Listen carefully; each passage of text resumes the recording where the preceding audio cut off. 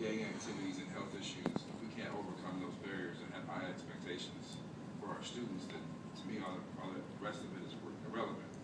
Can you go into a little bit more about the observations that were made regarding, I guess, low expectation? I mean, that 72% of our classrooms you observed had like a low expectation that kind of concerns me a lot. Right. So, yeah, I mean, it's hard to give sort of specific examples, but what our observers and our interviewers both picked up was almost an excusing of student outcomes due to poverty. So lots of statements were made about, well, our students are poor, so, or a lot of our students are poor, so therefore we can't really expect, I'm paraphrasing honestly, but we can't really expect high levels of student outcomes. So I don't think that's meant to be disrespectful, but I think we all know that that level of expectation can't be there if we're going to expect high levels of outcomes. So, Mr. Rand, I'm not sure if I'm really answering your question, but I think we saw and heard enough of that sort of excuse making that, and it wasn't just teachers, it was administrators as well, that that it would warrant some attention. Thank you. Yeah.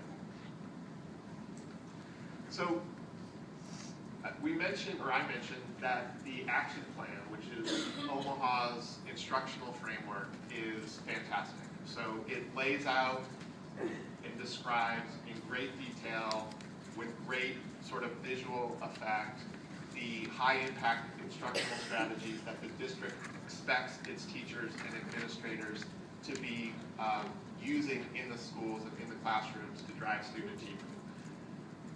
In the report, we talk about five critical success factors that, if that instructional framework is to be effective, okay?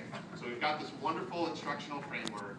How do we make sure that it's effective? We identified these five critical success factors that must be in place in order for that framework to be effective. And you can see them there, but basically it's high quality principals and teachers. This is not rocket science. That principals are, number two is that principals are able to take, from what we understand, the excellent training that they're receiving around the instructional framework and convey it to teachers. Number three, that there's some kind of process or some type of performance management system in place focused on instruction. So it's not enough to just say, here's professional development, go do great things. We need to manage that process just as if it's any other type of activity that a manager can worry about. In fact, it should be the number one activity we believe. Number four, that teachers and principals are held accountable for implementing those high impact strategies. And finally, that teachers have the time to receive the training and the support and are able to implement that. So those are the five factors, and basically what we found were 2 to 3 barriers to each of those factors that are currently in place that we need to remove in order for those factors to be in place. I don't want to go through them all right now, unless you really want me to, but just to give you an example.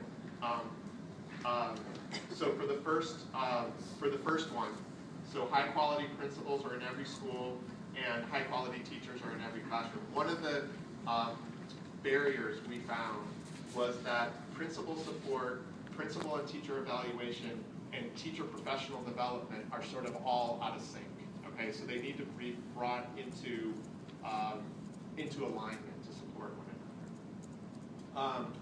Under the second critical success factor, one of the examples of the barriers is that principals are being asked to be instructional leaders, but they're still responsible for so many non-instructional activities that it's very difficult for them to focus on their instructional responsibilities. Now let me be clear, being a principal is probably the hardest job in the world.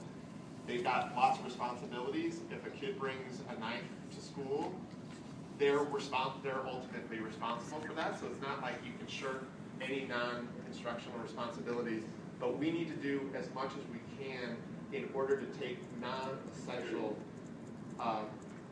other responsibilities off of their plate so that they can focus on instruction, teaching, and learning. And then the last one, that teachers have the time to receive training and support. I'm just going to go to the next slide here.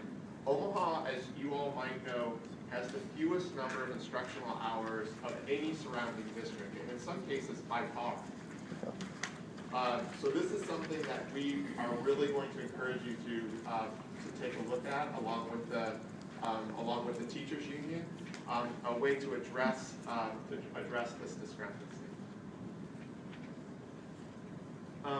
Just a last couple points about teaching and learning, and these are just sort of additional things that get much more discussion in the report.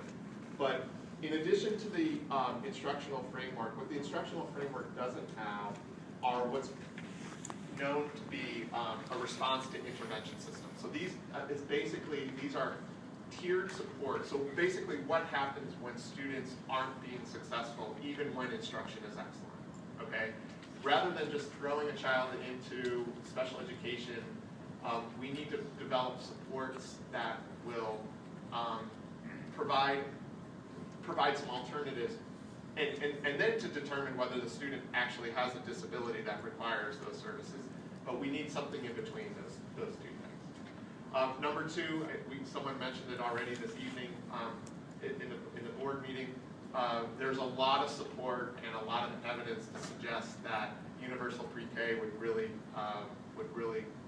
drive a great amount of achievement gains and attainment gains across the district. And I mentioned this already, the plan for alternative pathways to graduation. So we've got some great programs, alternative programs, dual enrollment programs, programs with the zoo, programs with the hospital, but we need some process, some system for making sure that there's clear choices that students have and make them a bit more coherent. I'm going quickly. I hope that's okay. But the next area that I'm going to continue with is around human capital. And I just want to highlight this. This is not specific to Omaha. This is national research. And this goes to your point, Mr. Wing. There is a general belief, incorrect belief, that poverty and race informs achievement. And we're here to tell you that the two greatest contributors to gains in student achievement are the quality of the teacher and number two,